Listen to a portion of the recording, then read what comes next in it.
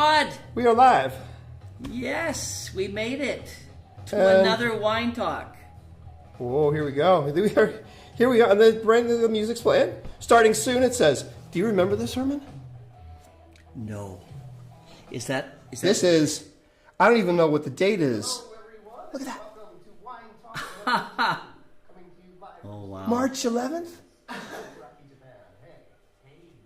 Oh my God, that's short hair. 11 p.m. Wow. That's late. That is like 15 years ago? Oh wow. 20 years ago? This is the second wine talk ever. Okay. And it was like really tiny. It looks like it looks like we're in summer and Wow. I'm in winter, right? Yeah. Or in fall or something, right? Yeah, we're still here, and we're there. Look at that, and we had the wine and everything, and the glasses are in the same position. Oh boy, what a crazy world! It is. Wow. And this time we have food on the table, right? So that's even a little bit better. And we are on Wine Talks, and we are live. Oh, and it's Herman Bartelen. Yeah, share that link on Facebook too if you can, Ika. Okay. So we gotta be ready. We can turn off the. Yeah, great. Hello, everybody. We have made it to another Wine Talk. It's been a busy afternoon. We had the band going. Yeah. We had the art going. Yeah. We had the food going. And now we are here. And it's time to have some wine. So, welcome. You've already met him. Yeah, right. Your doppelganger from 15 years ago. Yeah, it doesn't look like me so much, right? But that was the second Wine Talk ever. Oh my God. Yeah. And we don't know the year though, do we? We don't know the year, but if we look at the file when it was created, maybe Leon will be able to tell us the year later on if he looks at that file creation date. But it was a while back, yeah. And it was fun. And if I remember correctly, we drank a lot of wine. We did. The Wine Talks went. I mean, what the big difference was I did everything then.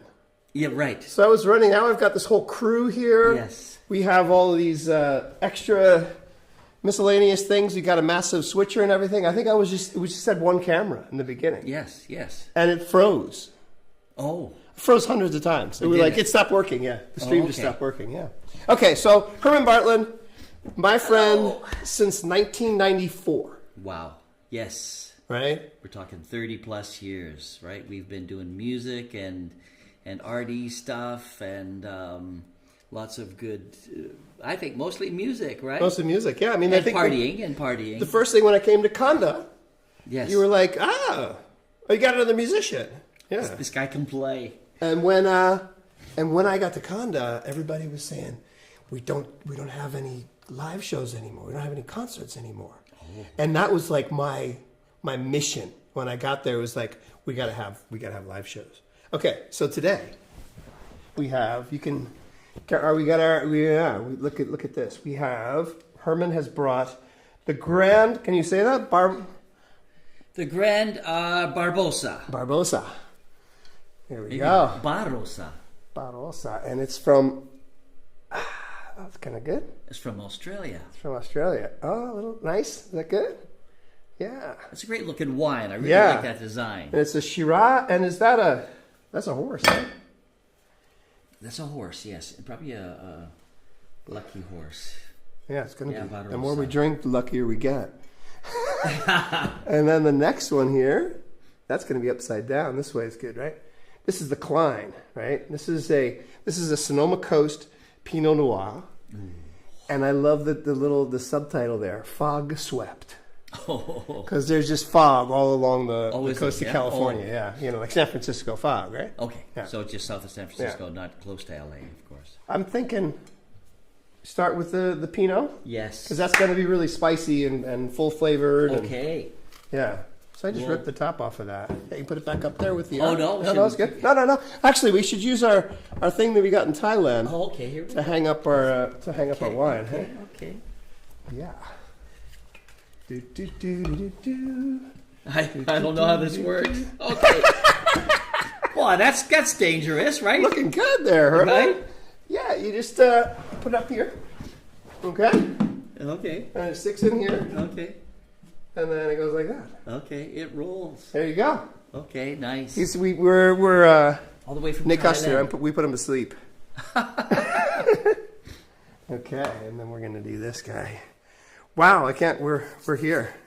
We had technical difficulties, but we're here. And I don't remember the last time. I mean, it was obviously not in here in Midorino. It was over in Kenkyugakuen, right? In Ibaraki. Yeah. Mm-hmm. Of course. I think It was. we We were Studio J at that point. Yes. Yeah. And as you said, right, there's only two of us there, so we were having fun because we didn't have to worry about performing for people, really, right? Yeah. Nobody was watching either, I think. Yeah. But that one has like 70,000 views now. I know.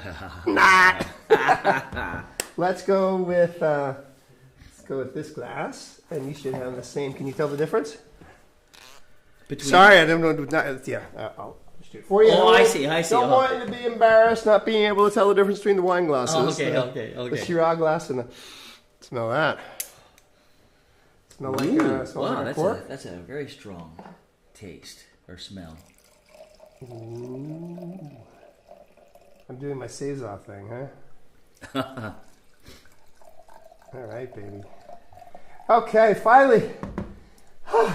Let the wine talk begin. Cheers. Cheers. Let the wine talk begin. Well, welcome everybody. Oh, I really like that. Very tasty. Yeah. Oh, that's good. How would you describe it? I'll just say the same thing. It's dry. Yeah, dry, very dry. It's very dry, and it's got. You know what I do? I get it on my tongue. Okay. I let it drip down the sides. Okay. Yep. The sides of your mouth. Mm-hmm. That too. Yeah. I'll be doing that later on in the show. Yeah, me too.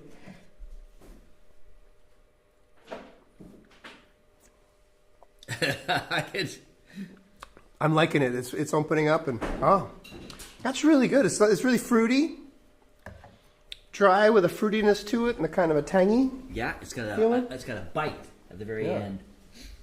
I like that. Okay, good. So you know what's good about this is that we're in your new studio, and this is a beautiful place, right? And what do you call it? You call it a human art studio. Human art studio, yeah. So I think this is very exciting. This is the night before tomorrow where we have live music and lots of art on the wall. I don't know if everybody can see that, but you can see some of the things behind us, right? But that's a wonderful jump over all those years. Oh, yeah, right? Yeah. I mean, same sofa.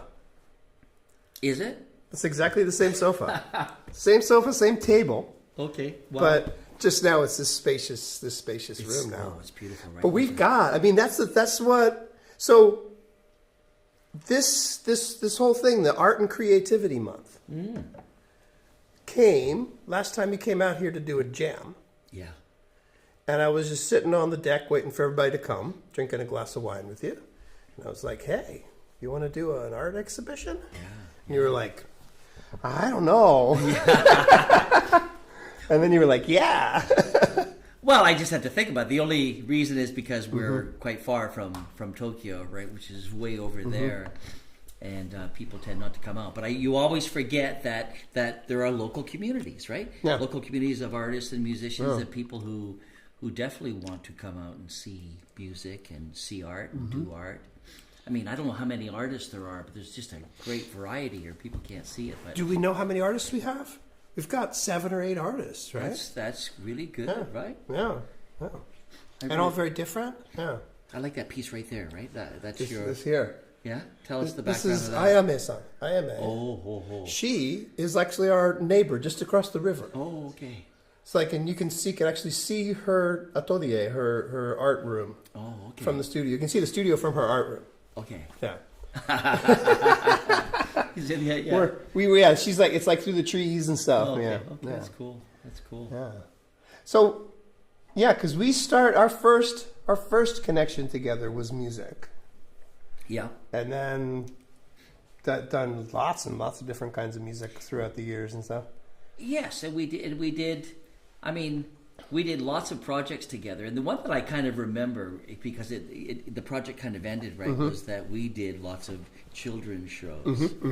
And if you remember, like there are videos of us doing like the monkeys, right? How many monkeys? Yeah. Sitting on the tree or sitting in the bed, right? Yeah, I nearly died that day. Yeah. That was fun. So we did that. We've done like textbook work. We've done and lots of music, right? Yeah. And especially at school, our school was Kanda Queen, Kanda Institute of Foreign Languages. But I was I was actually jumping. Yeah, I was jumping on the bed and then falling over and then running out in the audience and everything. It was hard work, man. Yes. I do remember that. We were glad that you were jumping around.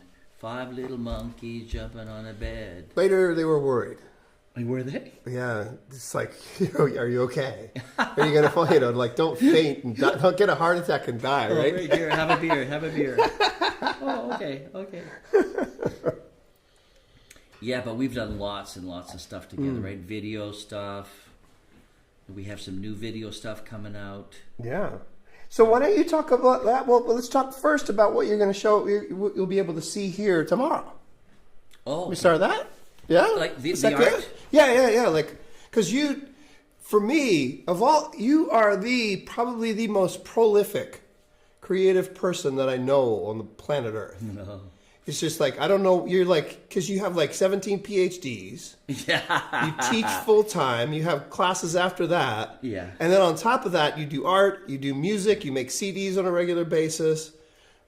Like, how do you do it? Are you actually have like a second Herman that's like there is a second Herman at home. It's a computer robot kind of thing. No. Mm-hmm.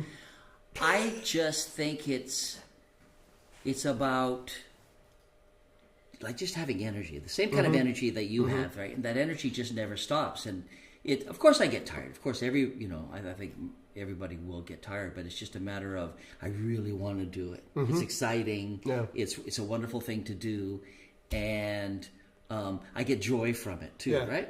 And I think most of the time, like you're also working with other people. You get people.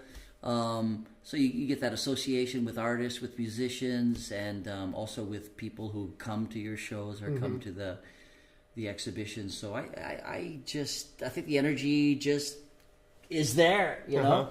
I think if I could think about anything, I will go back to my father and my mother, who were pretty energetic people. Oh yeah, yeah. My mother was always, she said, working part time. My mother was always cleaning and cooking, and my father was always working and doing part-time stuff. He sang in the choir. He had an apartment building. He had apartment buildings that he ran. So he would, come home, eat supper, and then he would go off and do other things. So that energy comes from there, and just a great love of creativity, right? I think it's a wonderful thing. So we were talking with Leon and his friend Kazufumi about like, because they like write songs, they write books and all, and doing all this different stuff. But it's like, do you have a driving force? Like I started writing songs because girls would break up with me. It's like, oh shit, or because I fell in love. Okay, right. Well, fall in love. You get the "I love you" song, and then you get the breakup song, and then you get the fuck you song, right? Yeah, but you still get the girl, right? Yeah, for a little while. For a little while, yeah. Anyway. Yeah. So it's like, do you have? Because for me, it seems like you're finding.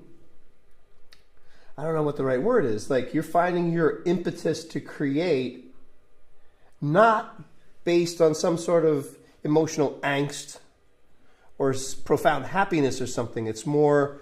It seems like more your focus is on. I just got to create something. Yeah. I don't know. I mean, like, are you trying to say something, or like where? I'm just wondering where that comes from.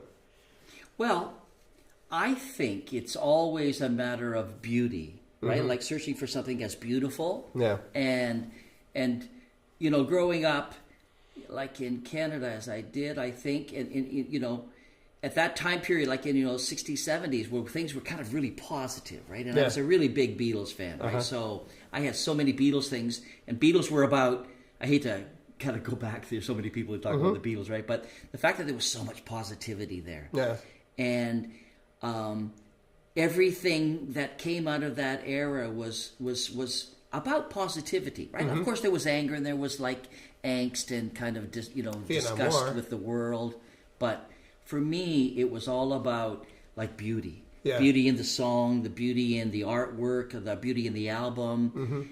And I think that later I kind of discovered like Dada. And that was, when I finally moved to London, Ontario, was like this idea that basically you could say screw you and still be a very creative person and be part of a community, right? And I kind of like... You can say screw you, but still be... What does that mean? What does that mean? Well, that means... Sometimes you have to be a creative person to say screw you. Yeah, but I think it means that, like, you're not living to somebody else's standard, right? Because when you're young, you're like, it might not be great art or anything like that, right? It might just be, it's great art, isn't it? I'm 20 years old, isn't it good? Oh my God, the stuff I did when I was 20 was the best ever. Okay, wow. I hope you still got it. Well, I just thought it was, maybe. Okay, that's what I mean. You think it's, it's really good, right? No question, right? Yeah. But I think it's just beauty. I really do like beauty. Like, you search for that, and you have limitations, right? There's always, you don't have everything at your fingertips that you can use. Like, you don't have the best paints in the world, or you don't have the best galleries or whatever. But I think it's really a search for beauty, right? Okay. Kind of make my... That's your thing. I think so. I think so. Very much so. And you can get that through poetry, true. You can get that through just like finding the right expression, the right song, the right word, and just be happy with that, and not kind of dwell on it, not think that, oh my God, I got it. No, I think it's a continual search, right? You just keep searching and searching and searching. Yeah. But you do that too, don't you think? I do. I think I need to be moved. I need to have some sort of impetus. Okay. Right? I can, like if I just sit down and say I'm going to write a song, I can sit down and write a song. Right? I can sit down and do something like that. But the times that I'm most creative are the times that I'm having the most strong emotions, either positive or negative. Okay. And then because for me it's sort of like my outlet. It's my way of interpreting how I'm feeling, right? So it's not something that I just turn on and off. It's something that I can't turn off. Okay, right. You know what I mean? Which is I think is different. I think in terms of the way that we sort of that you are able to I'm totally impressed by your ability to just keep going and continue to create all different kinds of stuff. Just looking at your art and then just knowing all the music that we've done together and everything. Wow. It's eclectic as shit, it's like all over the place, right? Yeah. All good and all very different, right? Because I'm seeing squares here. Yeah. And then we've got this, very, very different feeling. All these scrolls over here. We got the stuff behind this. I actually never saw any of this until you showed me the photos. Because this is new. It's new. People can't see it, right? But these are spray. I'm using spray paint, and so it's kind of new. I'm using stencils and I'm using spray paint. You can't really see it. I think there's one. This is the poster actually for Human Arts. Human Arts, Yeah, the poster is one of my pieces. So that but you've never this art wise is something I've never seen you do. It's like a new technique, right? It is. Yeah. But I was telling somebody the other day that it kind of maybe it was you, right? Is the very fact that it kind of went from like very geometric because I couldn't draw, right? Yeah. I mean, and I don't really draw.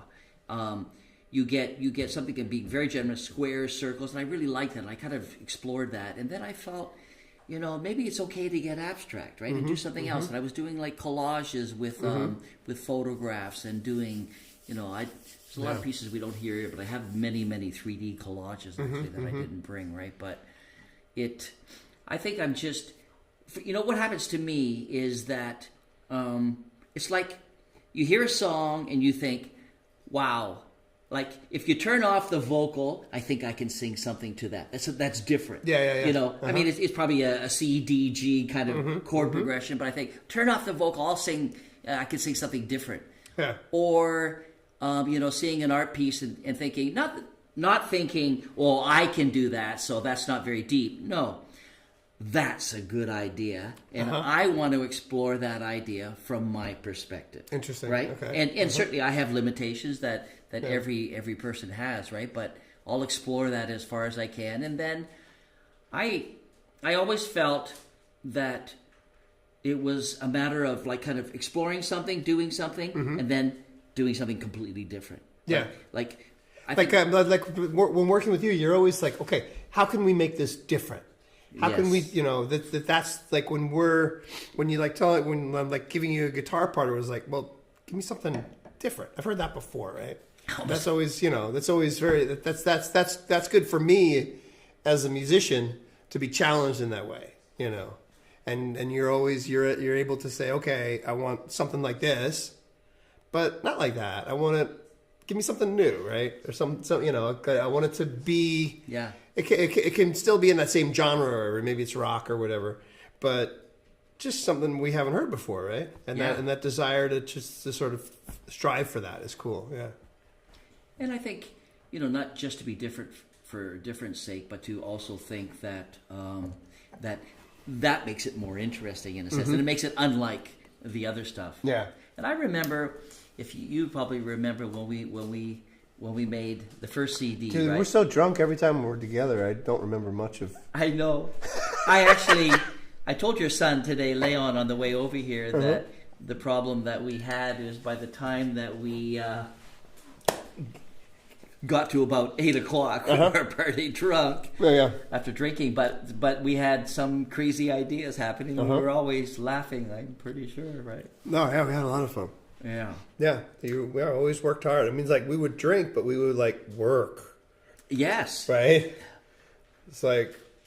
Yeah. You remember when we did that first album that it was very different, right? And everything was kind of very experimental, and as you say, right, it was that kind of like, okay, you know, I was always asking Jeff, no, let's do this. I want this kind of sound, or let's change the vocal, or. And you were kind of always able to do that and make it different, right? I was really happy with that. It was always, how many years ago was that? Yeah. Well, it was before the tsunami. I think it was before the tsunami. Really? It was like, yeah. It was in the early days of the TX line and stuff. It was, you weren't even in. On this line. Yeah, you were farther away. You were like in Nakano or something. You were pretty far away. Yeah, very far away. Sometimes we weren't sure if you'd actually make it home or not. But yeah, you knew when you would leave to get to the station and make the last train, right? Always the last train. But no, it was probably 2000, mid 2000s, early 2000s, right? God, that far. Yeah. Oh wow. Yeah. Yeah. You would take you would record the vocal. We'd loop and record and choose the best bits and everything. And it was like, okay, make it sound like it's not like me. I think I said that a lot, didn't I? Yeah. I don't want to sound like me. I don't want to hear my voice, No, I don't want to hear my voice. It's funny to hear people say, oh, no, I like your voice. Oh, well, you know. You always have to listen to your voice, right? But I remember like leaving late and always... having the recording on my phone. That was the whole process. I remember that. Yeah. Right? It was always like, and I burn you a CD too. Yeah. Right? Oh, yes. Burn you a CD and also send it to your phone, and then you listen on the way back. Yeah. And so I would be on the Scuba Express going back to. At times it was Yashio, but other times it was Nakano, and then thinking, "Oh my God, this is so good." And I was, of course, really drunk, right? Yeah. And going home and just thinking, "Oh my God, this is so good," and then. Waking up in the morning, playing the CD, and thinking, "Oh, this is really good," and just being really happy because we did, a lot of good stuff, right? Yeah. And that's, it really is the journey and not the end, right? Yeah. It's you're just having fun doing it. So I don't want to stop, right? Sometimes I think, you know, I remember somebody talking about that and saying that, you know, when somebody doesn't support you and you're using your own money, you've always got to think, wow, is this really worth it? You know, and I've thought about that many times, right? No, because you know, when you make lots of art, you make lots of, you know, exhibitions are usually expensive. Yeah. So you begin to think, is this really worth it? But you know, I'm such a sucker for punishment that I will keep on going, right? Sucker for punishment, but also still chasing beauty, right? Still, I want to create something still beauty, still something different, right? Something that will be a culmination of everything that I've kind of done or learned. So that's kind of fun. Does that give you? Is the need to do that something that defines who you are, and it's important to do that? You think? I think it does. Right. I mean, it's yeah. I mean, it's like just it seems like you can't stop. No. Right. Can't. Yeah. And you know, I have a friend in Canada who stops doing stuff. Yeah. Right? Who kind of does stuff and then stops and does stuff and stops. I can't stop myself. And sometimes I think, my God, I'm cursed. Yeah. I'm cursed because I'm kind of wedded to art and music, and I cannot stop. So it just has to keep going. And it means you spend, like, I don't really envy people who have nothing to do, but I do think, right? You know. We need to take this. That needs to be a clip. I don't really envy people who have nothing to do, right? But you know, sometimes people think, yes, you know, I'm on holidays. What are you going to do? Nothing. I'm just going to sit at home and watch TV, or all I'm going to do is just sit. Are you going to exercise? You're going to no. I'm just going to sit at home and do nothing. That's not appealing to me at all. Yeah, at all. You know, if I go on vacation, I'm going to take photographs. I'm going to always take photographs, and I'm going to kind of, you know, get inspired by what's happening there. I always go to museums. Yeah. But I don't envy people who don't want to do anything, right? Just want to kind of sit back and do nothing. And I always think that it's a little bit of a curse. Right? Yeah. It's a little bit of a curse, right? Because I can't sit still. Yeah. Right? Yeah. I mean, even when I go... Do you sleep? I don't. No. I live on blood. I mean, this is why I'm attracted to this, because I'm a vampire, if you really want to know the truth. California wine vampire? And Australia. I've been all around the world. But you can't stop. And so... It becomes kind of exciting when you think, oh my God, like I think you reach a certain level, you know, personally, like the level is always, you know, you have to decide that level yourself, right? And it's not based so much on what other people say. And then you think, oh, okay, I've worked so long on this that you get to a certain level that everything is going to be... It's going to be okay, right? Yeah.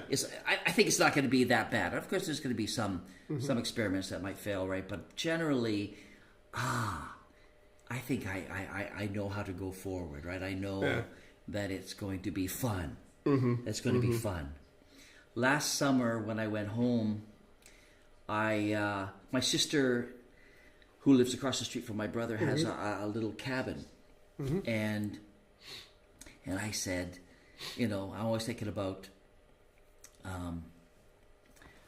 painting, right?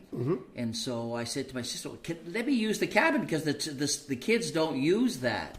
Yeah. Right? Yeah. So it's kind of like having a studio when I go back to visit the family, and then it's kind of like, that's what I want to do. Right? Okay. I don't want to just visit, you know, of course I have fun. You know, visiting family. We have parties and tons of stuff. But I want to spend some of my time in the studio just painting and doing things, you know, painting that I haven't done before, right? Painting style that I haven't done before, right? So that's exciting to me. Yeah. So how do you feel about your your finished works. For me, it's always really hard to ever feel like, especially right after I've done it, like finish a song, and it's like it's done, and it's like it's hard. It's kind of hard to listen to it, and because you hear everything. Yeah. You hear everything, and it's like, okay, you're satisfied with it. But what I find is if like I hear my song and I haven't heard it in 5 years, okay, or something, 10 years, yeah, I go, wow, yeah, it's a good song.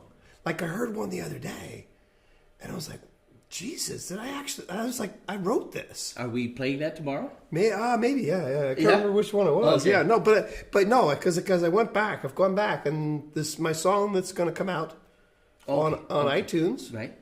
Like today or tomorrow. Ooh, Something to Believe, it's called. Okay. I've played it for a few people, okay. right? I recorded it a while back when I was at Conda, but never released it. Oh. And I've shared it with some people, and they're just moved. Oh. Right? It's like, wow. And so I've probably heard it, right? I think you have. Yeah. And how does that feel for you? It feels great. Yeah. It feels, it's like, I know I should have, it was ready years and years ago, but I got distracted, I guess, Something to Believe. So going back to what you said before, right? Mm-hmm. That's kind of an extreme thing, isn't it? Right? Something to believe because you need it, or you something to believe. I mean, it's like I think it's because it made me. Why my friend heard it and he's like, "Wow, Jeff, that's it." Like I started crying when I heard it because you're talking to me in my life now, in his 50s, right? Okay. And this is a song I wrote in a park in Scuba. In my 20s, right? In my late 20s. But there's something there about needing something to believe, right? That's the name of the song and stuff. And it's just like the chords and the melodies, the way I sang it. It's a great recording and everything, but I revisited it, right? Right. And it's speaking to me again. Oh, that's good, right? That's it spoke to me when I write it. Because like when I create something, I feel it. Right.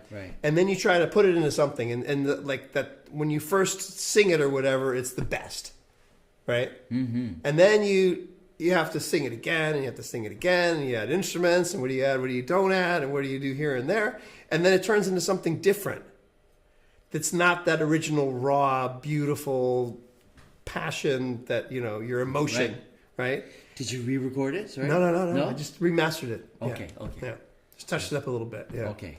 That was it. Oh wow! Yeah. Wow! I can't wait to hear it. I probably heard it. Right? I can't wait to have you play it tomorrow. I know, but I probably heard it. I think you have. Yeah. I just can't remember. I recorded it. I recorded it at Conda and in my apartment in Suchira a long time ago. Okay. On digital tape, right? Yeah. But just it's like, so it's done, and you listen to it, and then but the way you feel about it. Changes, right? Yeah. And it's like, and there's always a little bit that just like, I don't know. I mean, like, are you? I'm sure. Like, I'm looking at no one can see these, and I'm looking at all your different pieces, right? And there's certain ones that are going to jump out, talk to me, and there are other ones that talk to you, and they're all things that you created. But then you look at it and go, I don't know. Maybe it wasn't good. Maybe this isn't my masterpiece, or was it? Is it your masterpiece? I mean, like, it's a kind of a vague question, but just like, you make so much art, and each one it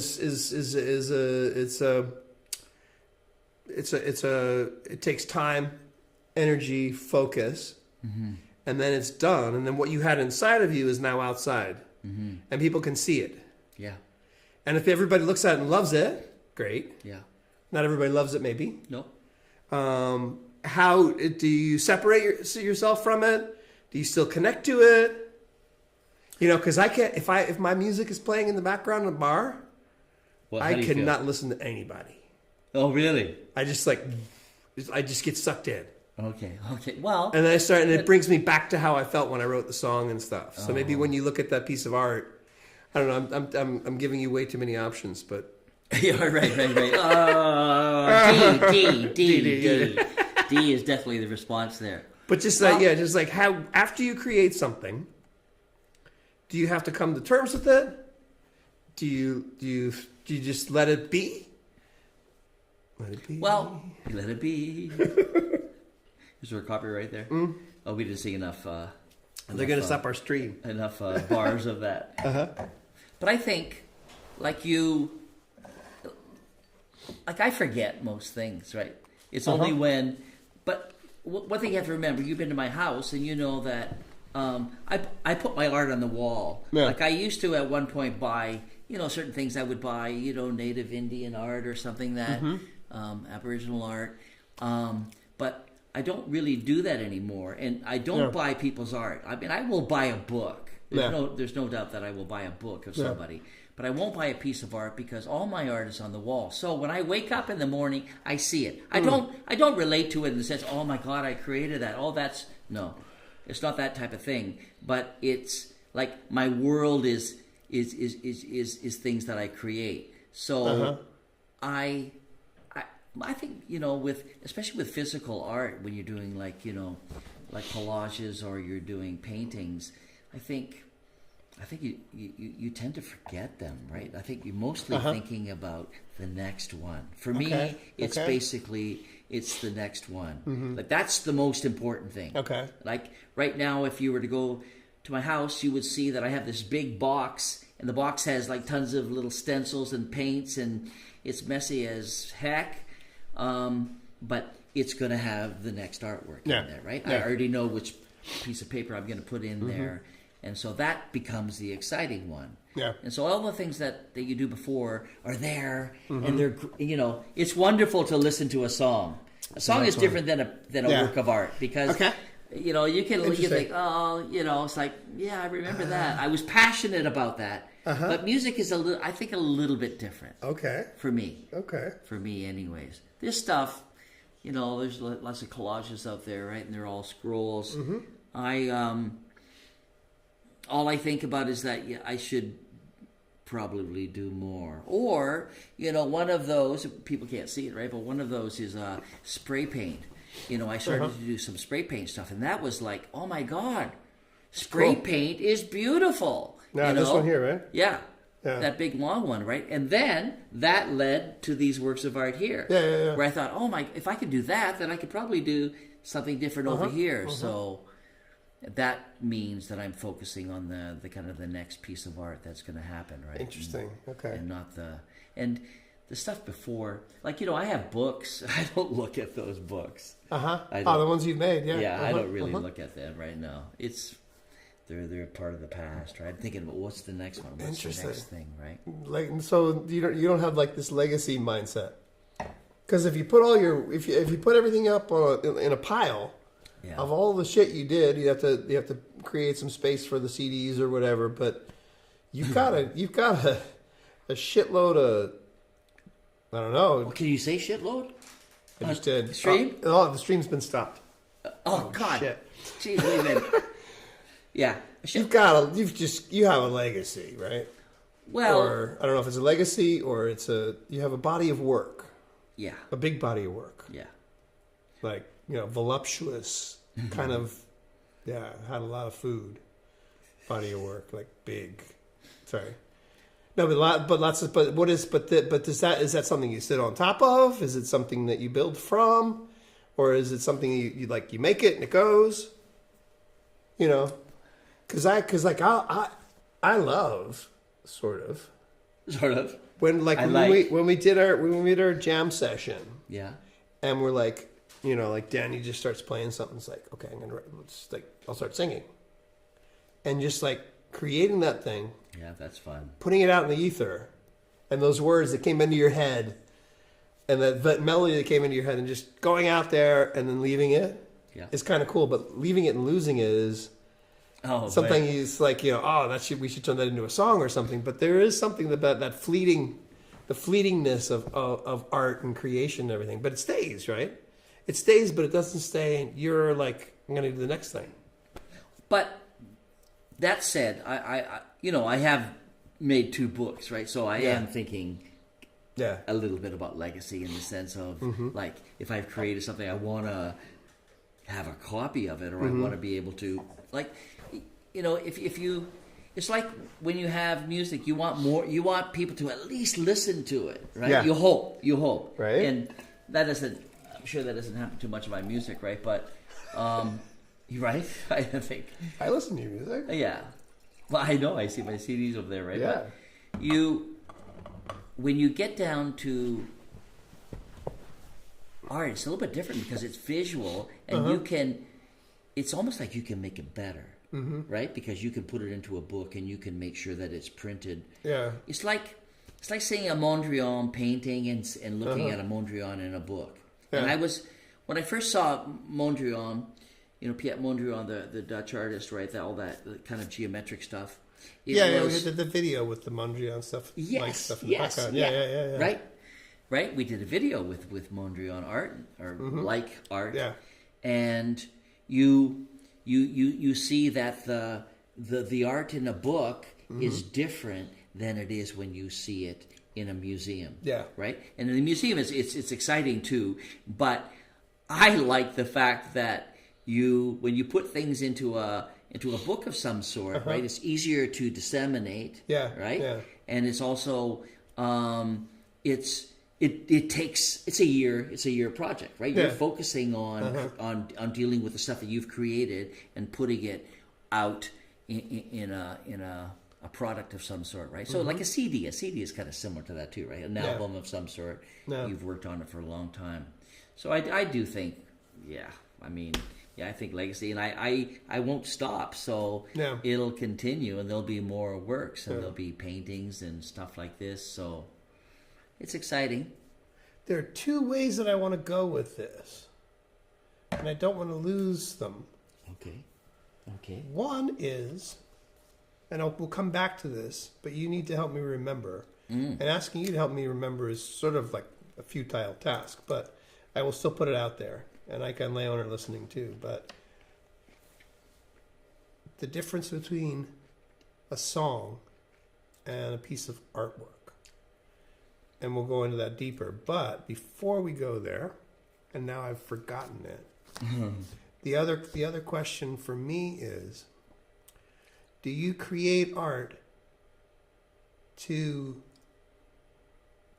be appreciated or to get appreciation from people? Do you decide your art has value because someone said it's beautiful? Or is it I'm not gonna lead the question. Okay. But right. So in terms of like, well, it's not. We don't have to say it's why do you create art, but what do you think, or how do you feel about? That's hard. I don't want to say it the wrong way, but. Do you need acceptance and appreciation of your art, or does your art stand alone in a vacuum or in your soul or whatever? Well, that's a really good question. Right? And I think for me, because I'm not famous or well known and I don't make that much money. Dude, you are so famous in this room. Yeah. Everyone in this room knows you. Wow, my God. They know shit about you that you don't even know we know. That's great. Let's ask the people over here. Is that true? You are so famous. Thumbs up over here. Everybody in this room knows you, man. Right. Oh, you are boy, famous. I'm honored. I'm so happy. But the question is good because it really relates to my situation because it can't be about what people say so much. Yeah. Right? I mean, because, when you work on something a long time and I think that most times if you work on something, you can get better at it, right? I think that's kind of a natural human thing that you get better at it. And you people say, do what you're passionate about. Okay, I kind of agree with that, but I also would think that as long as you keep up your own personal passion, right, then you are going to get better at doing that. I think there are two routes here. Like, I want to be famous, I want to be known, I want to be, I want to I'm not going that route. My route is kind of like, You want to be famous. You want to be known. Well, everybody wants that, right? I think a lot of Do people you? do. Do you?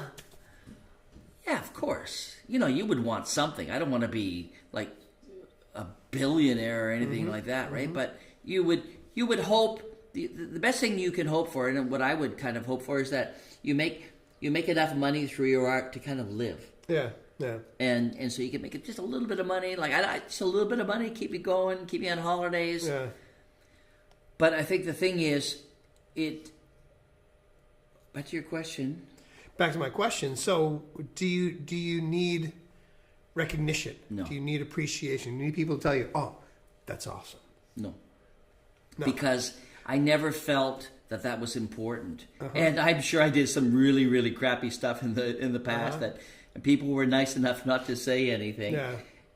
I've seen looks from people like, yeah, no, I don't like that, right? Or people just not giving any kind of reaction. But that was not the point. I think the point is that you just keep getting better, and if you have a little bit of passion and you're driven enough to keep going, then you will get better, and hopefully, I don't worry about it. My thing is just to say, you choose your path in life, right? What is your path in life? Well, my path in life is to be an artist, really, right? And that's not like say that I have great insights into life or anything like that, but it's involved with those things that I'm really passionate about, that I love, that I really love. I love music. I love books. I love writing. I love art, visual art, written art. It just means so much to me. It gives me so much pleasure. I just want to continue to do it. Yeah. And so it's nothing to do with whether people like it or not, really. Okay. I mean, if enough people said to me, okay, I don't know if I should say this. Go for it. But I have a friend whose family says, don't put your art up. Don't put your art up in the house. You can't do that. You can use your money to create your art, but don't put it up in our house, right? Are you serious? Yeah. And I kind of like, what? And I keep telling him, I says, make a book, show him, right? You make a book show him that you're an artist, right? But he won't spend his money that way. But I think, for me, it's not about being, accepted. That's not, I think I'm confident enough that, So you don't need it. I don't need that, no. Yeah. I mean, But you like it. Of course. You want somebody to kind of acknowledge that you've put in a lot of work. And I think what you do is you do get good feedback, right? Oh, yeah. You get feedback, but you get feedback from a few people, right? Not 2,000 people. Sometimes I look at, you look at, now we live in the age of kind of like, TikTok and Facebook and Instagram and that kind of stuff, right? Yeah. And I'll put up one of what I think, wow, this is an artwork I worked on, and I think this is good. Yeah. Wow, 50 likes. Yeah. Yay, I'm good. Yeah. And then I look at things, and people are getting like 5,000, 50,000, 100,000. Yeah. Or people are getting, incredible likes for, just showing a picture of their new hairstyle or something like that, right? So you can't compete with that. So I don't really care. I just hope that I can live so that I can just keep creating until the very end. And you've created a life to do that, though. I mean, like you have your different things that you do for income, which you also enjoy as well, right? And then you have that, and you can also create your art as well. Yes. So it's like, So it wasn't like keep your day job until your night job pays. It's just keep your day job and keep doing the night thing too. Yes. Yeah. I think that's what they say to many people, right? Is that you can have a job, and as long I've been lucky in the sense that I've enjoyed my job as a teacher. It's always been satisfying, and so that was good for me. Yeah, you've had the same thing too, right? You've had great pleasure from your work too, and that helps. a great deal.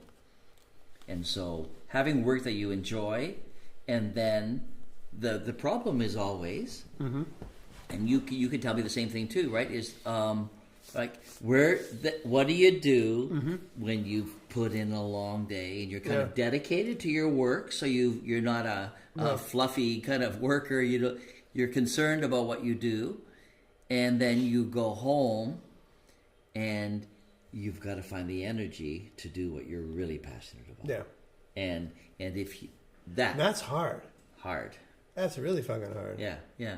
I mean, how did you do it? I don't not like you do. I No? can't do it to that degree. No, it's like, yeah. I mean, I want to say thank you. Going back some years, I was doing business, and I got really busy with doing business, running a company, and I didn't do any music. And you were like, dude, I need you. Yeah. Right? You're my, what do you call those? You're my, You're the band leader. right? And You can do everything, right? yeah. And then you were like, okay, you gotta come out, once a month, Friday night. We're getting the band back together. And that saved me, man. That like brought me back in. Oh, that's great. Because I was just going off into weird places and successful and everything, but I wasn't doing the music thing. And I started doing that, and then I was like, okay, I need to get. I like recording. I like making music. I want to do more of this and like turn this into a business. And that's why I started the studio. But you were my impetus to do that, right? It was like you had that faith in me, or. Yeah, for sure. I wanted to do that, but because I was big, and I think you saw it. I think you saw me just going off in some weird place. And it was like, of course. We got to do this, and that was great. To bring you in right into that creativity, and boy, we had fun doing those. Those were Every Friday night we did that for a long time, right? They were crazy, man. If I could bring some of those guitar solos back, right? Yeah. And that was the time when. We had a great keyboard player. Yep. Shu, who's on some of the albums too, right? But it was... He's out of control, huh? It was just great fun, right? And again, we had so much fun, but, there's sometimes only 3 people, sometimes 10, sometimes 15, 15 people would make that place kind of busy, right? Yeah. But we had fun. Yeah. And it was... And that's being creative, and so that means that made us better musicians too. Yeah, right. You become better through doing it. Right. I think. Yeah. Right. For sure. If you don't do it, you just get rusty. I used to go into New York City. Right. New Jersey. After it was a summer. I was working in Hoboken, doing like. I was like a plumber's assistant, electrician's assistant and stuff, and I worked during the day.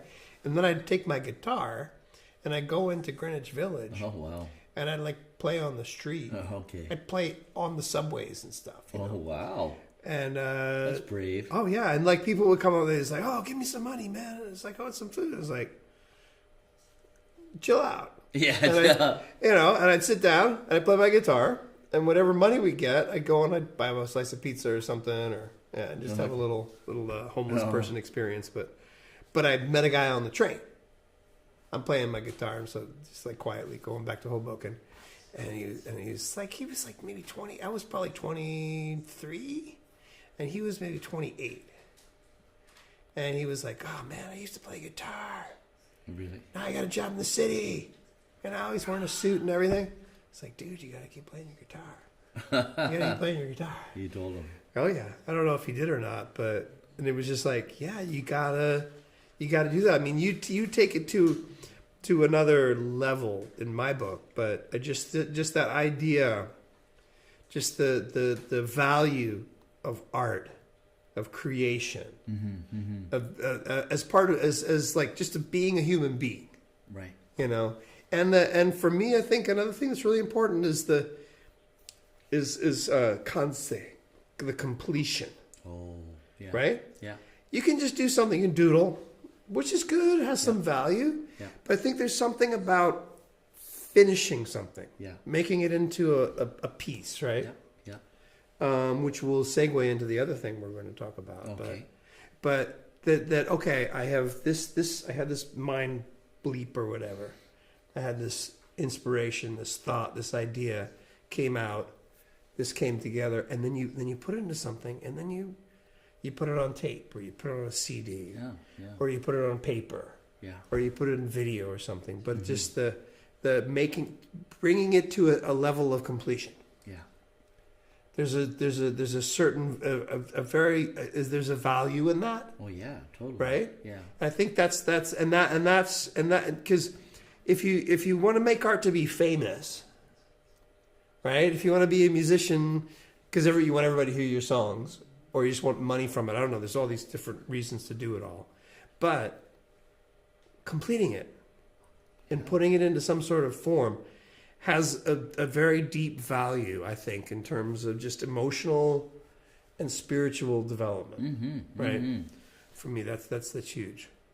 And some people don't do it, right? Some people just kind of, I'll just, I couldn't do it. I couldn't, just kind of diddly-daddly kind of like, I sang this melody. I think it's a good melody, right? Oh, well, yeah, maybe I'm good, maybe I'm good at it, maybe I'm not. I wouldn't. To me, I couldn't do that, right? I think a product is really important. Yeah. I'm really product oriented, right? And that product doesn't matter to me if that product sells 2 million copies or 5 copies or 200 people see it or 2,000 people see it. That doesn't matter to me. Yeah. It's the fact that it's a product. It's something that I created. And you always hope that you get more success because it is business. Because you spend money doing it, right? So you do want to kind of get some kind of return, but it costs money, But that's kind of a unique thing, right? Should we open up the second bottle of wine? I think so, yeah, because we're gonna get cut off. The Ike and Lang are gonna cut us off pretty soon. Are they? What are we at now? No, we're good. We're 56 minutes in. Yeah. So we got 30 minutes. Yeah. So, here you go. Can we turn the cameras on our crew? Don't have it. Oh my God! Can I do what? What the heck? Do we have that wide shot somewhere? Yeah. The wide shot. There's the crew over here. They're managing everything. And are you bleeping when we say that beep, that F word? Yeah, whenever say they're all over it. Yeah, we've got a 3-second delay. Beep, beep, beep. 3-second delay before it shows Here up, we go. right? Yeah. Okay, so back to the food. No, I have a joke for you. no. I have a joke. You have a Can joke. I just tell a joke? What? I have a joke. Sorry. Okay, this duck walks into a bar. Yeah. Oh, sorry. Okay, go ahead. Oh, yeah. A cheeseburger walks into a bar, and the bartender says, "Sorry, we don't serve food here." Oh, that was deep, man. That was so intellectual. My brain is starting to hurt. Yeah.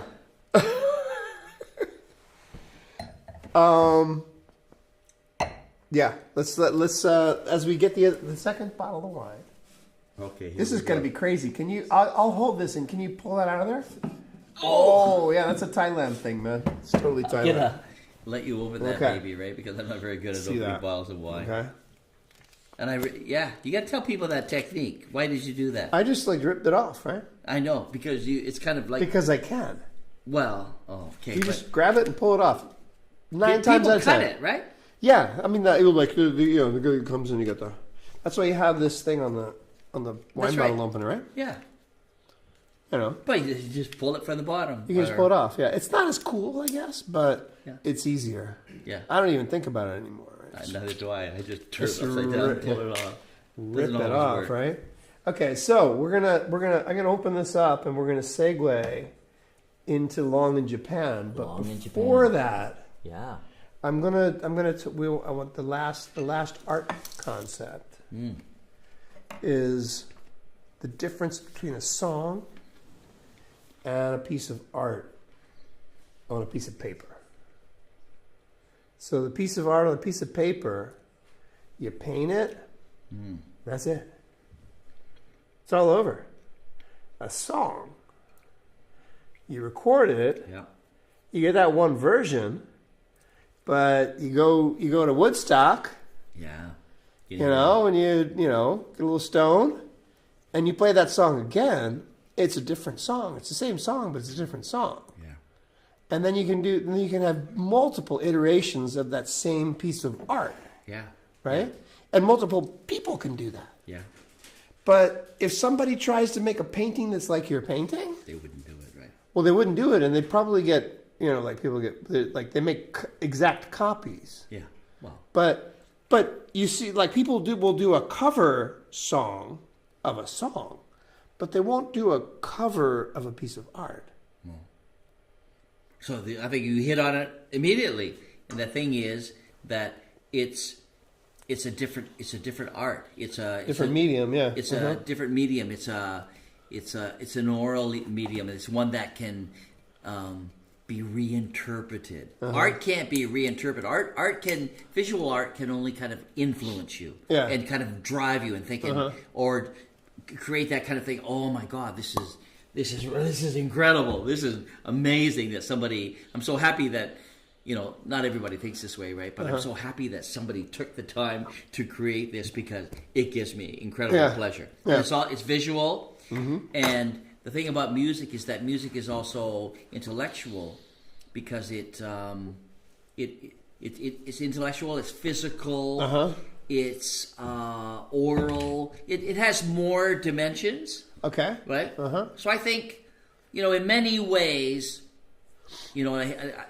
I'm gonna. My one fan is gonna hit me for this. Music is probably more stimulating in some ways than art, right? You're one fan. You have a fan. Yeah. I don't know. I thought I was your one fan. They say they're a fan. Yeah. I got two. I'm joking, of course, but music is just much. It's nice that if somebody takes your music and creates something else. Yeah, right? Oh, that's great beauty. In art, people don't do it. People are influenced by style. Yeah. And they try genre. But there's definitely a desire not to do the same thing. No. And it's also which is very interesting. Music is like and music is not flat, right? It's extended. And one of our great heroes is Bob Dylan, and Bob Dylan is a person whose songs many people wanted to record, and wanted to kind of do. And I'll give you my interpretation. And I don't make that distinction to saying like Bob Dylan's version is crap, and this song is just so much better. But I think, there's just like pretty good versions of Bob Dylan songs out there that compete with his. Oh, there's so many ways. There's so many ways to do a song, right? Yeah. So, they're different, and I think music is it's kind of rich, and probably if we were to look back at where people come from, where culture comes from, where human culture comes from, music was probably first, right?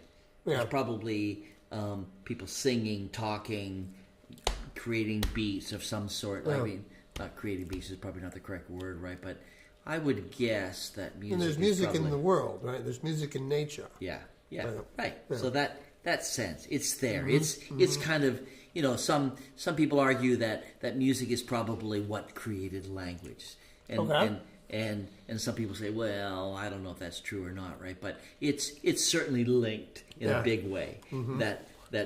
That when you like when you show dissatisfaction, you're doing it orally, right? So when you sing a song, you are actually you're showing an emotion, right? And you're kind of able to do it.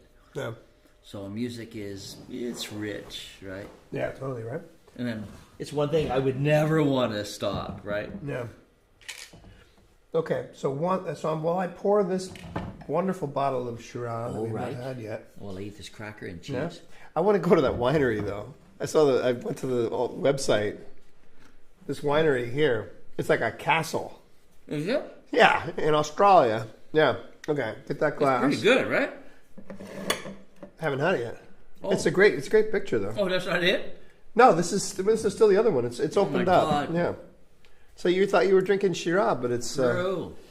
Oh dear, Crew. Help Herman. Herman's lost. Herman is drinking wine we haven't poured yet. Is he correct? It's like, oh, this Shiraz, is it? So Herman says this Shiraz is really good. But it's not this one. It's not the. What camera are we on? Can we get this camera right? Oh, there we go. Right? Let's go down to the food. We can see that the it's just right there at the top. So none of it has been poured, but it tasted good though, right? Okay. It's delicioso. Other glass, please. Don't want to mix this stuff up. Fancy. Right? Yeah. Okay. Now So we're getting fancy. last one before we get in. Oh my God, that's beautiful. Man. That's rich. That is rich and deep, right? So, if more people like your art, does it mean your art is better? Wow. Wow.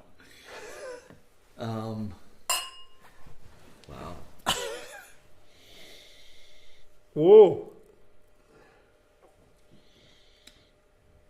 It's completely different, isn't it? I like it though, but not much of an aftertaste though, right? It needs to breathe. Okay. Yeah, mix it around a bit. It's very light so far. See? Yeah, that's See right. what happens after we just opened it up, right? Okay. So long in Japan. Long in Japan. Okay. So, how long have you been in Japan? I've been in Japan for a hell of a long time. I came in the 80s. Uh-huh. And I was here for the bubble. Oh, so you were here. I came right at the end of the bubble. Okay. Like That's the bubble exploded, and I came to Japan. It's like, should have been the worst time anybody could come to Japan, right? Well, You know. no, because it always stayed like a kind of a good place to be, right? If you lost your job, you just found another job. Yeah. Being here for a long time has meant. I'll tell you, one story I remember. Mm-hmm. I remember going back to London, Ontario, Canada, and being with a friend of a friend. Yeah. The guy was doing theater, and he said, "So, you've been in Japan a long time. So, what have you learned? What have you learned? Okay. What was important to you?" I said, "I learned to accept silence." Okay. And he said, "Oh, that's a great thing.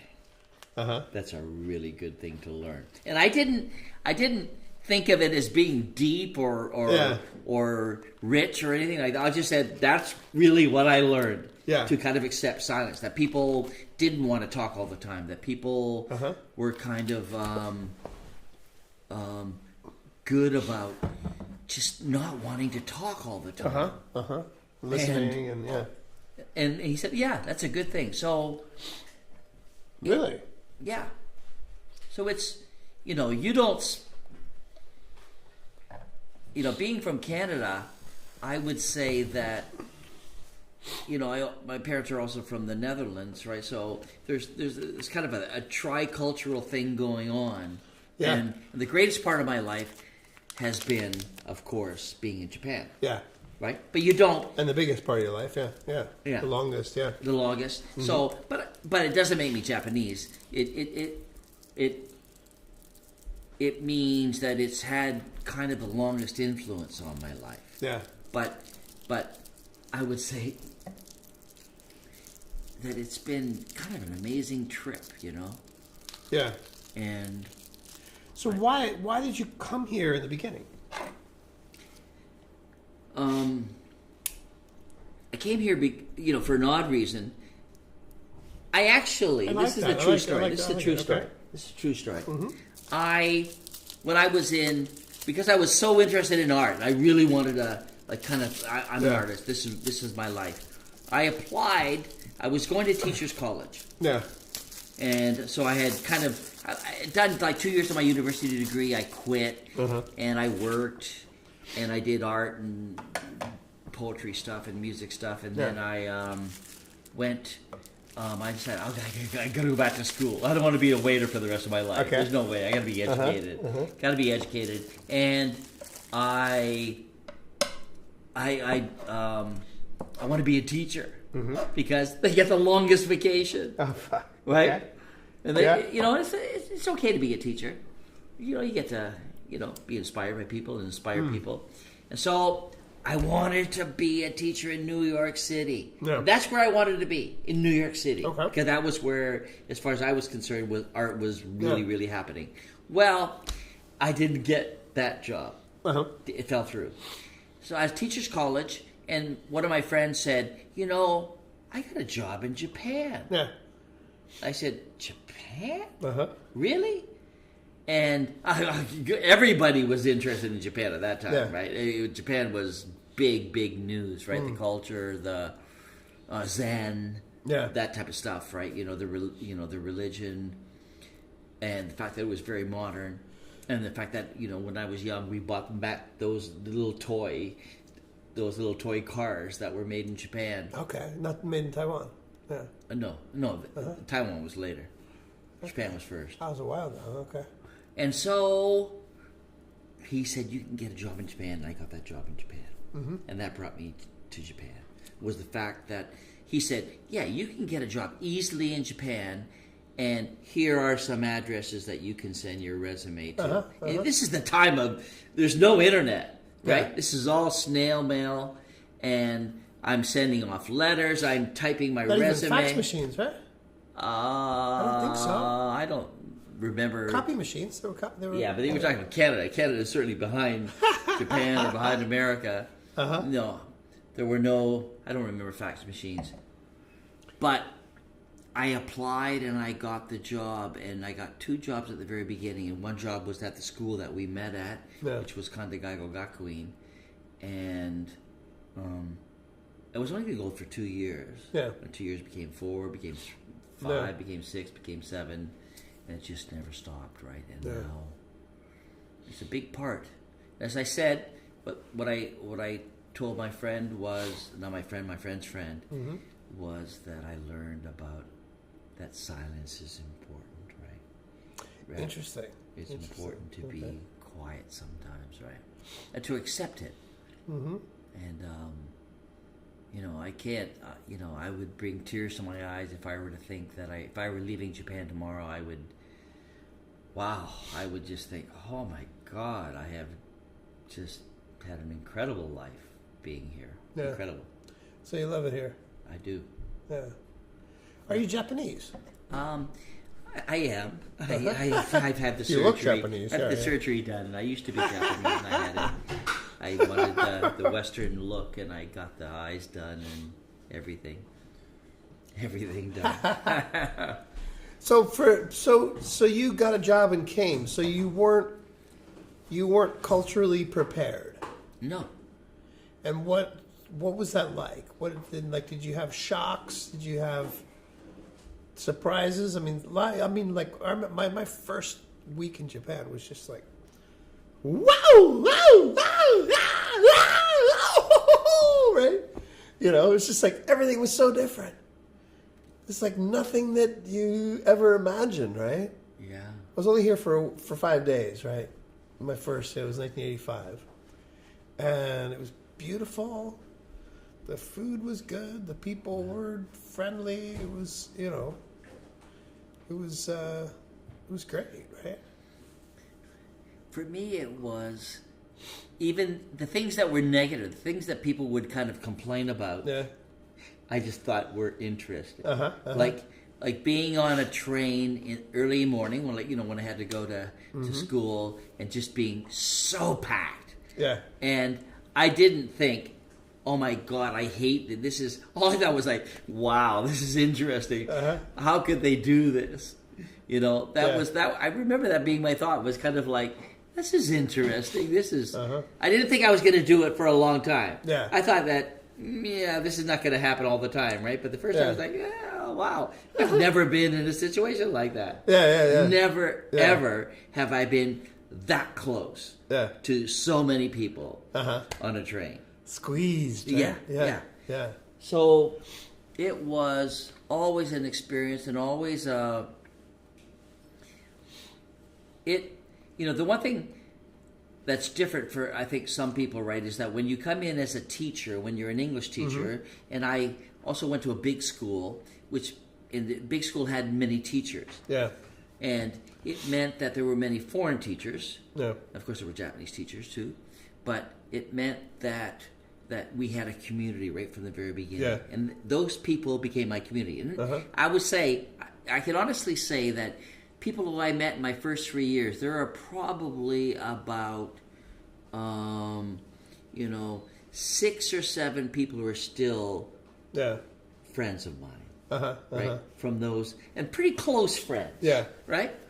Like, not just kind of like, hey, how are you? Like, good to hear, pretty close friends, right? So friendships were good. And that was kind of important. And also, because we're kind of not part of the culture, we have to deal with the fact that we sometimes can't communicate with those with Japanese people. We also are developing a community ourselves, right? So we have to communicate with ourselves, right? We have to become friends, and it's Canadians meeting Americans, meeting British, meeting Australians, meeting the expat. the expat. Well, wow, like I've never met an Australian in my whole life. Yeah, right. So that's what you're like, right? Oh, wow. It's always really interesting. So it was rich beyond belief. And when you go back home, it was never something you could really explain. And I think people kind of understood. They would probably see you change in some way, but it was rich. Did you ever experience culture shock? Yeah. I think... Do you have a perception of culture shock?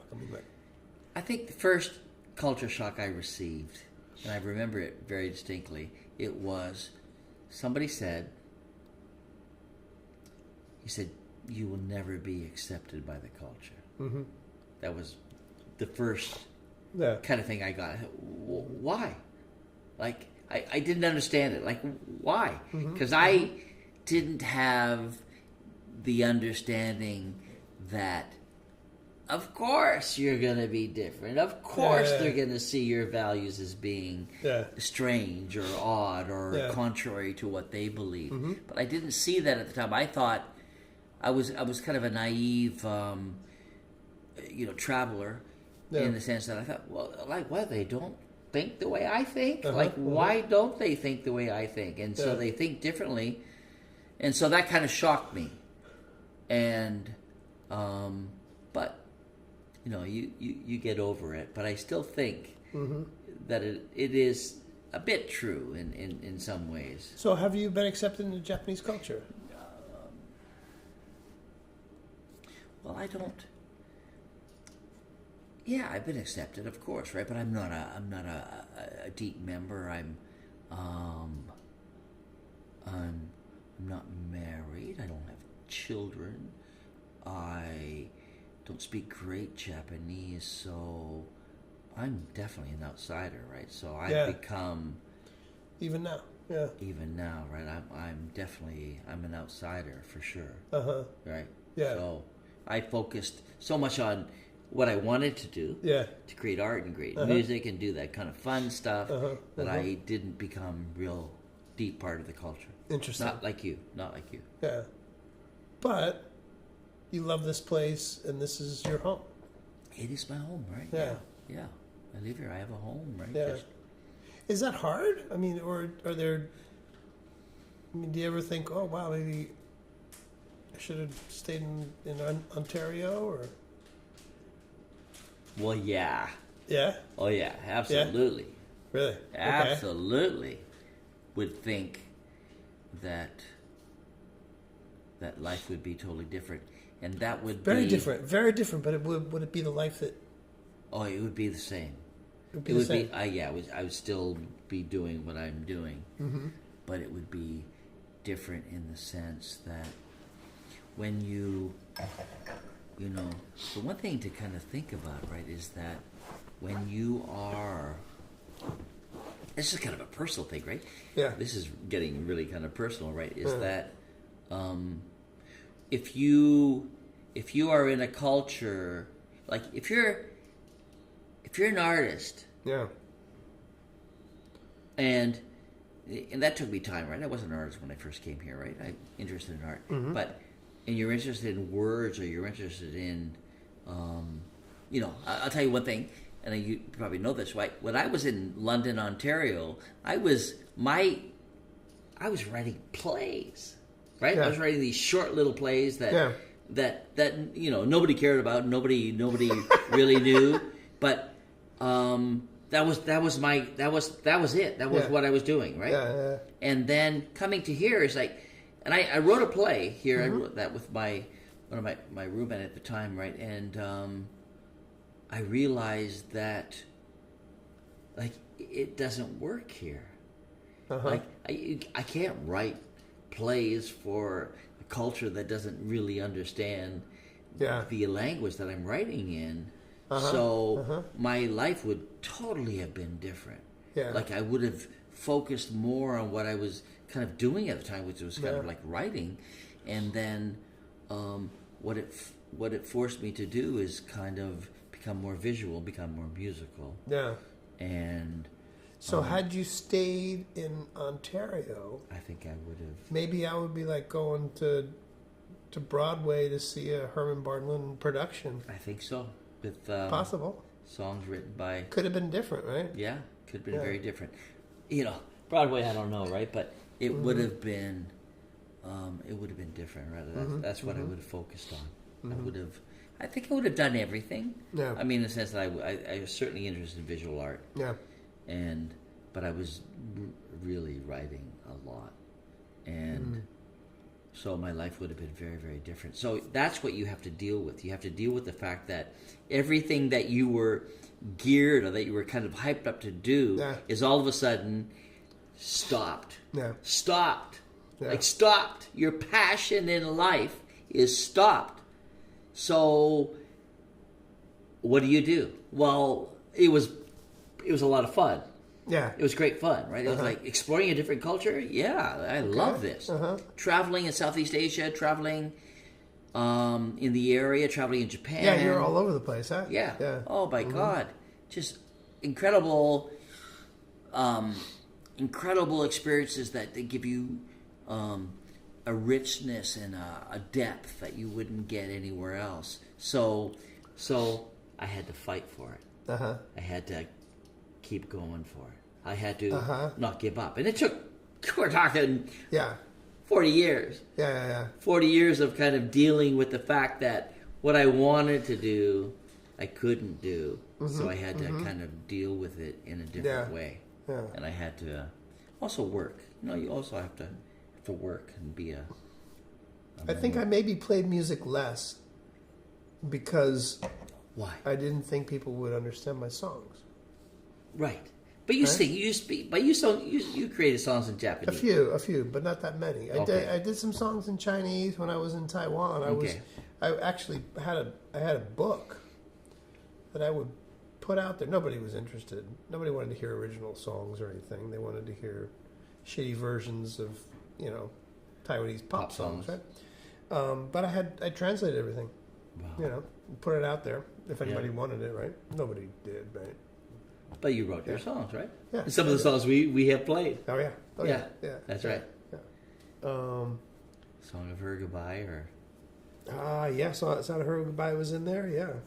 Sound. Walking along where I walk, where you walk, right? Yeah, lots of different stuff. Right? Well, let me put this question to you then, right? Like, do you think? I mean, you've gained so much, right? But what do you think you've gained, and what do you think you've lost in Japan? Wow. I thought I was the host. Oh, sorry. I thought I was the guy asking the difficult questions. Okay, here. Okay, well, clearly what I've gained in Japan is these two lovely dudes over here, my daughter and my son. My favorite daughter and my favorite son. Oh, my God. Yeah. Oh, lucky. I only have one of each. But I know. Japan... I mean, I think I'm going to look at it in the same way that you look at it. Yeah. Wherever I was, I would have done it. Yeah. It would have happened in a different way. Mm-hmm.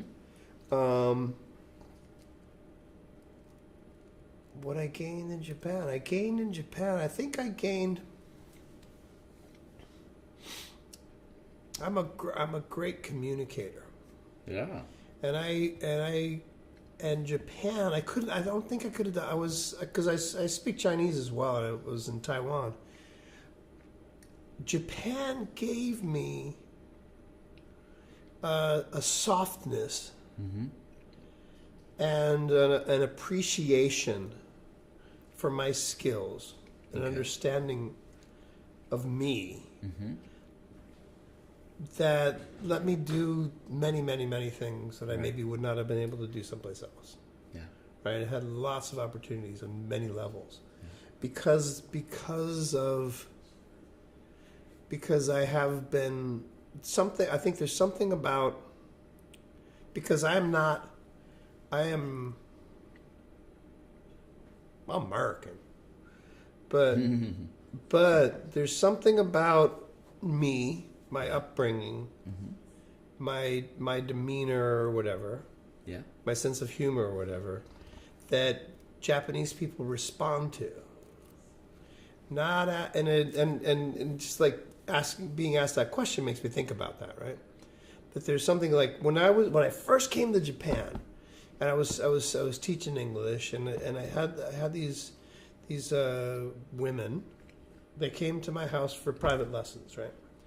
And they were in their 30s, 40s. One was like 60, maybe. And but they said, "Kiga kiku." That you are attentive to how everybody's feeling. Okay. Right. Like you're and I'd never thought about that. Never thought about that, but they felt that in me, right? And I think that because of that, and because of my, I think that there's something about my sense of my emotional triggers, and my feeling because Japanese people, everybody says Japanese people are stoic, and controlled, and don't share their emotions, not when they're with me, right? And it's not because I'm the noisy, crazy foreigner guy, but it's because I think I have. My emotional sensitivities are similar to Japanese people's emotional sensitivities, but I can speak it. Okay. Right? I'm not shy about it. Yeah. And there was something in that made it really easy for me to be me in Japan. Okay. While also being outside. Right. There's always that thing because you're here, but you're not here. Yeah. You're a part of it, but you're not a part of it. But I'm able to just like when like the whole You're smooth. What's that? You're smooth. Smooth, maybe. No. We cry about the same shit. Me and Japanese people. Okay. Wow. Right. Wow. Like and I know what people are gonna cry about because we care about the same shit. Right, and I was never able to, I wasn't aware. I wasn't really aware of it, and now looking back on it, it's like, oh, people noticed that in me. Okay. That I had these qualities that are not normally something you would associate with someone from America. Okay. Especially as someone in their 20s from America, right? But so for that, I think Japan gave me an opportunity to be emotional. Okay, right. Right, to share my emotions, and also to really give me an opportunity to be passionate too. Okay, right, yeah. Totally. Inside of this, not passionate society, not emotional society, supposedly or whatever. Yeah. But I was able to find and because I kind of got it on the inside, that what I would say wouldn't be taken as something from a foreigner saying it, but it'd be like, oh yeah, I think that too. I kind of actually want to say that too. You know, like that's how I'm feeling. Wow. Right? So those kinds of. So you're not leaving here. I don't know. I mean, I have a really kamistoy, you know, kamistoy? Like the front side and the back side of a piece of paper. Okay. It's like this love-hate relationship, you know. But I'm here. My family's here. My kids are here. Yeah. I'm wherever my kids go, I'll go probably. Yeah, right. Yeah. Right. Yeah. Yeah, but, they don't have a say. Leo's freaking out. No. We were 5.91. Are we running out of time? That's our streaming speed, but we're getting close here. How close are we? Getting close. We should have any of Herman's videos downloaded so that we can actually play them. That'd be a nice way to.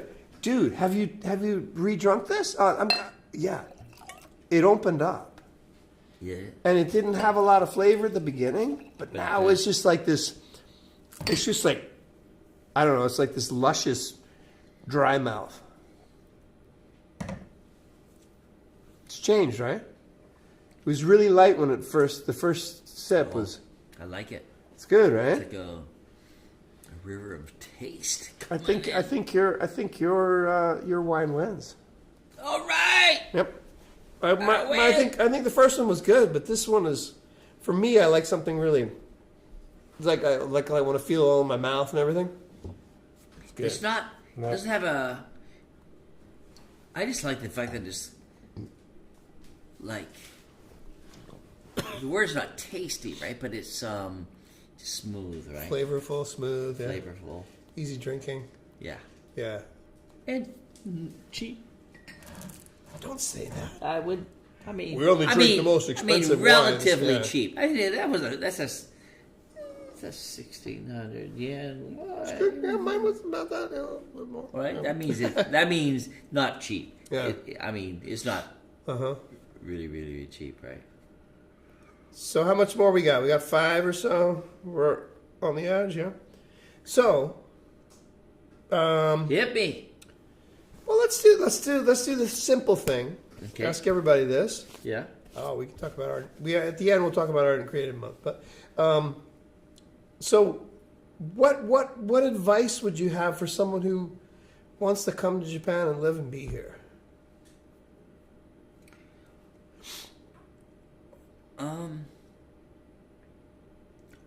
Well, that's a really hard question, right? It's a really hard question, but I would. Maybe my easy answer would be find somebody who likes Japan and find out what they think is good about Japan and kind of explore those. As opposed to, if you were to come here and you were to meet somebody who said, like, this, this place is not really where you want to be. It is not how you would be able to explore Japan because it's a great place to live. It's a wonderful country. You would have to find people who like it. And then become part of a crowd of people who are kind of accepted that they are here, and get into that crowd. I mean, there's so many things that are worth discovering here. I would, if there's one thing you can say, I think if you really want to get in touch with Japanese people and the Japanese culture, I think you travel. You travel and you do simple things. You don't think, I'm going to Kyoto and I'm going to see the best temple in the whole world, or the UN heritage site or anything like that. UNESCO designated. You go to the places that people don't go. Tell you that people don't go, and people tell you that this is nice, and you go quiet and you begin to kind of like enjoy what's going. See Buto. Go to Japanese dance. Go to listen to Japanese traditional music, Japanese pop. Go to a pop concert, right, and see people go wild. I think do the things that are Japanese. Yeah. When you first come here. And what's Japanese now? I mean, like 30, 40 years ago? Yeah. That was really clear. Right. Right now, I mean, it's changed so much, right? There's like those assumptions, because because it's kind of hard for me sometimes because the assumptions from 20 years ago, 30 years ago are gone. Yeah. Or fading fast, right? You know, it's like generation after generation, things change, right? Expectations change, and some of the great things about Japan are like the festivals, and like for me it's those little shops underneath the train tracks, there's like only 5 people can sit down. I love and you can go to those places and you can make friends with everybody there. Yeah. Right. Yeah. You know, which would never happen in most places in the world. I mean, there is this, especially when they're drunk, right? Japanese people are really friendly, right? Yeah, they're extremely friendly. Yeah. And that's what it's about. So I would recommend finding people who like the culture and find out what they like about it and then go with them. If you come here and you find people who are negative about the culture, then don't hang out with those people. Yeah, right, yeah. Don't hang out with those people. What would you have done different if you could go back? I would have spent more time on the language for sure. Yeah. For sure. I mean, I think everybody would say that no matter where you are. If you're a foreigner in a country, you always have to think about, the language. The problem that I think some people have is that if you live in a big city, you form your friends and you form your connections, and you often want to take it. You often want to take the easy route. Yeah. And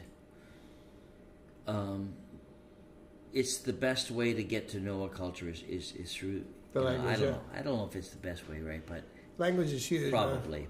Language is so huge. Yeah. Yeah, it's so huge. And it's just tough. It's really tough. I don't think it's not. I can speak French, and but you get a sense of this is really tough, right? Yeah. There's a written language. There's 3 different syllabaries. Yeah. And you. But it's interesting for me because you have PhDs and do all. I have an MA. But you are the studying guy, right? So it's interesting for me that you didn't take that same. I don't know if it's interest or you didn't learn Japanese, or take the focus to learn Japanese at that same level. I know, and I think it's environment. I think it's like you ended up the people that you were with. You didn't need to, and you had that support system. It was all in English, and because my nephew's in Thailand. Yeah. And he's going to school. He's going to college in Thailand. Yeah. But he's in the international dorm. Yeah. And his friends are from Burma. Yeah. They speak English. Speaking English. Yeah. It's like you're in Thailand. And you do that. Right. And it's really easy not to get into it, but it's so much deeper and. But yeah. It's a mystery to me. Yeah. But it's also, from another point of view, if you meet somebody from another different culture and they speak your language, you can learn a lot about their culture. Right? Yeah. And it's the biggest regret, but it was probably not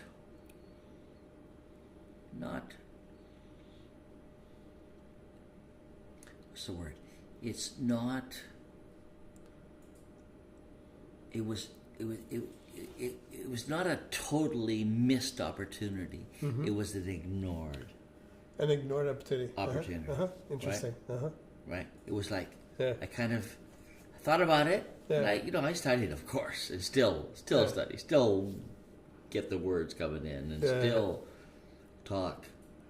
But it was the one thing that kind of avoided.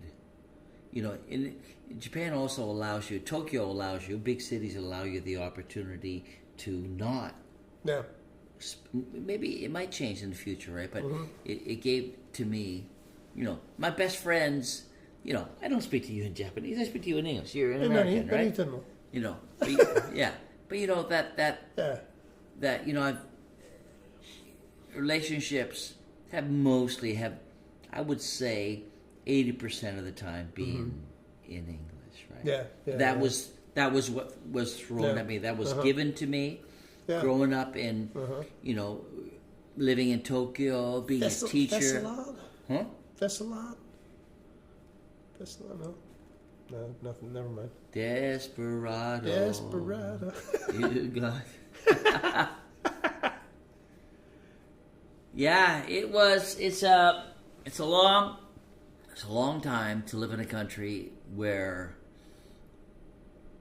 wow, changes have been immense. Right. And life would have been very, very different had I lived in another country, right? But I will say one thing is that the best experience that you can have is traveling, and traveling in Japan, because it is so beautiful and so wonderful and so different. Varied, so right? varied, right? So different, and that is the beauty of this country, is that it's all so different, and it's so close to one of the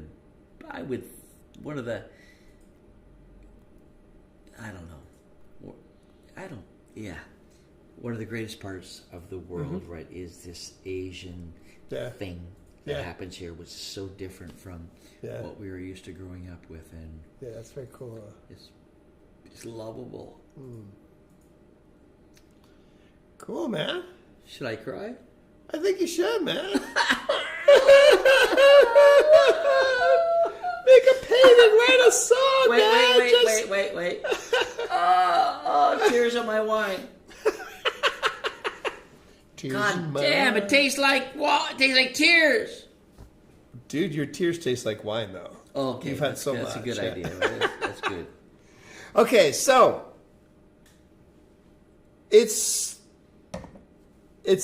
not New Year's Eve. It's not. It's not Christmas Eve. It's but not. It is the eve. Yeah. Of the Human Arts Studio. Yes. Art and Creativity Month, and yeah. you're kicking it off for us. And I thank you, sir. Yeah. What a beautiful place. Right? This is wonderful. You guys can't see it, but it's a wonderful place. So tell us about what people can hope for. I mean, your art. I mean, many thanks to Ayame and Nakajima Kosan, who also has made this beautiful art here. And we've got Herman's art here, and we have Aika's art over here. Oh! And we have all this. There's some really incredible stuff here. You know, there was that movie, If You Build It, They Will Come. And we built it, and they have come. They have come. They have come. And we're going to do these events, and we do the wine talks and stuff. And Shana-san is here. We have our guests to close out the show. And so we're excited. So what can we expect from your art? And then we will say goodbye to the world outside. We can expect novelty, newness, new works, incredible inspection, incredible questioning of what's going on, and just a search for beauty. My sense this time, it's very bright. Just look at it. Lots of colors, lots of amazing colors and stuff. Different works. And here in the background we have Shana-san. Yeah, Shana-san. And Shana-san was my first guest ever for the wine talks. ね、シャナさんはもう初めてのワイントークの最初のゲストだね。そうなんですよ。で、生配信やったんだけど残さない。ね、よかったね。今日来てくれてありがとうございます。すごい。Yeah. First guest, right? So what's your final words from? My final words are: this is going to be an incredible space, and this is going to have more music and more art, and it's going to be. I think the events are going to be good. right? It's going to be awesome. Events are going to be awesome. Great, incredible things are going to come from this space. Yeah. I like it. Cool. Have we shown everybody? There's a drum set over here. Have we shown the big screen over there? We've got a drum set, amplifiers. Oh my God! It's not happening. No. The camera is down. We're over. We're but done? yeah, we got. What's that? We got some we got the camera person, Ika, the super camera woman is here. Oh, Going to get, oh my God. Oh, there we go. Can I go and play the drums? Oh, you should. You Can should. I? Yeah. Yeah, you can play you drum. got time? Got time? You got some drumsticks? Yeah. This is it'll be a good segue to the end of the show, yeah. Not sure how much we'll hear, but yeah. Okay, here we go. We got the cool super blue drum set, hey? This is the special drum set from I want to say Sound Papa, but it's Music Plant. There we go.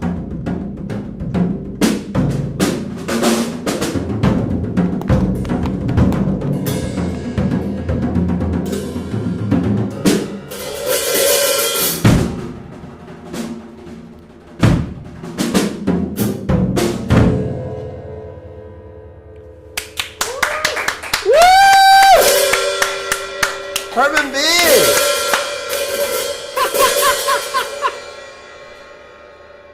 Awesome, man.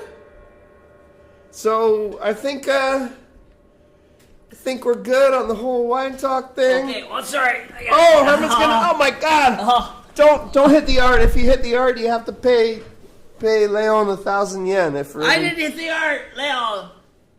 You're just We have some rules here. It's a special space here. Wow, your son is so strict.